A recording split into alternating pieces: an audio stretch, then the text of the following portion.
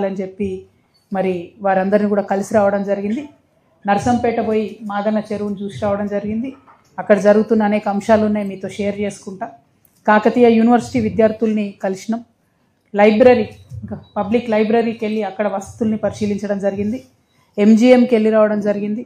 అట్లానే వర్ధనపేటలో టేక్లగూడెం దగ్గర పంట నష్టం కోసం మేము పరామర్శించాల్సి ఉండే, అది కొన్ని అవాంతర కారణాల వల్ల ఆగిపోయింది. ఆ కారణాలు ఏందో కూడా మీకు చెప్తాను. కటాక్షపురం బ్రిడ్జ్, ఇవన్నీ కూడా సందర్శించుకుంటూ రావడం జరిగింది. అయితే ఇవన్నీ మరి ఎందుకు చేస్తూ ఉన్నాం? తెలంగాణ జాగృతి ఇదివరకు ఉన్నది, అప్పుడేం చేసింది? 10 ఏళ్ళు బీఆర్ఎస్ పార్టీ అధికారంలో ఉన్నారు, అప్పుడేం చేసిండ్రు? ఎందుకోసం ఇప్పుడు వస్తున్నారు అనేటటువంటి ప్రశ్నలు. 3 జిల్లాలో జిల్లాకు 2 రోజుల చొప్పున పర్యటన చేస్తూ ఉన్నాం. ఈ పర్యటనలో ప్రధాన అంశం ప్రజల సమస్యలను తెలుసుకోవడం, వాటిని ప్రభుత్వం యొక్క దృష్టికి తీసుకురావడం, తద్వారా తక్షణం పరిష్కారమయ్యేటటువంటి సమస్యలకు పరిష్కార మార్గాలు వెతకడం, దీర్ఘకాలిక సమస్యలకు ప్రణాళికలు సిద్ధం చేసే విధంగా ప్రభుత్వం మీద ఒత్తిడి పెంచడం, ఇట్లాంటి కార్యక్రమాన్ని తీసుకొని ముందుకు వెళ్తా ఉన్నాం. ఈ క్రమంలో ఇది 5వ పర్యటన మాది. 5వ జిల్లా హన్మకొండ, వరంగల్ 2 కూడా కలిపి పెట్టుకోవడం జరిగింది. హన్మకొండ అన్న వరంగల్ అన్న కూడా మనందరికీ తెలుసు, తెలంగాణ ఉద్యమ సందర్భంగా మరి ఒక జ్యోతిలాగా వెలిగినటువంటి ప్రొఫెసర్ జయశంకర్ గారి జిల్లా ఇది. మాకు వరంగల్ అనగానే ప్రొఫెసర్ జయశంకర్ గారు గుర్తొస్తారు. మరి అటువంటి ప్రొఫెసర్ జయశంకర్ గారు తెలంగాణ జాగృతికి మార్గదర్శనంగా నిలిచినటువంటి వ్యక్తి. వారిని నిరంతరం మేము స్మరణలోకి తీసుకుంటాం.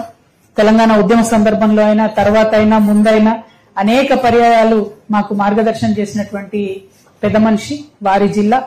అదేవిధంగా మనం చాలా గర్వంగా తెలంగాణ ఉద్యమ సందర్భంలో చెప్పుకునేటోళ్ళం. తెలంగాణ వ్యక్తి ఎవరు కూడా రాజులకు, రాజ్యానికి భయపడరు. కవులైనా, కళాకారులైనా, విద్యార్థులైనా ఎవరైనా సరే రాజులకు, రాజ్యాలకు భయపడరు. బమ్మెర పోతన గారు ఆనాడు రాజరాజ నరేంద్రుడు తను రాసినటువంటి కావ్యాన్ని అంకితం ఇవ్వమంటే, రాజుకైతే నేను అంకితం ఇయ్యను, అవసరమైతే అరకగట్టుకొని నాగలు దున్నుకుంటా తప్పితే నేను రాజుకైతే కావ్యాన్ని అంకితం ఇయ్యనని చెప్పి బలంగా నిలబడ్డటువంటి వీరగడ్డ ఇది. అదేవిధంగా మహిళ అంటే అబల కాదు సబల అని చెప్పి నిరూపించినటువంటి రాణి రుద్రమదేవి నేల ఇది. ఇట్లా 1 కాదు 2 కాదు అనేకం ఉన్నాయి వరంగల్ గురించి చెప్పుకుంటూ పోతే. వరంగల్ అంటే ఉమ్మడి వరంగల్ అనే నేను ఇప్పుడు మాట్లాడుతూ ఉన్నా. సమ్మక్క సారలమ్మ గురించి ఖచ్చితంగా గుర్తు చేసుకోవాలి. ఎందుకంటే మేము ములుగు జిల్లాకి వెళ్ళేటప్పటికీ అప్పుడు ఆల్రెడీ జాతర జరుగుతూ ఉంటుంది కాబట్టి సమ్మక్క సారలమ్మ స్ఫూర్తిని కూడా గుర్తు చేసుకుంటా ఉన్నాం. మరి దాశరథి గారు పుట్టినటువంటి జిల్లా, ఇంత గొప్ప జిల్లాకు పర్యటనకు రావడం అన్నది మాకు చాలా సంతోషాన్ని ఇచ్చినటువంటి విషయం. మరి ఈ జిల్లాకు వచ్చినటువంటి సందర్భంలో మేము నిన్నటి నుంచి ఫస్ట్ వస్తేనే సమ్మయ్య నగర్ పరిసర వర్గంలో ఏకు శ్రీవాణి అనే బిడ్డ చనిపోతే 2-3 నెలల క్రితం మా జాగృతి కార్యకర్తలు వెళ్ళి పరామర్శించినారు.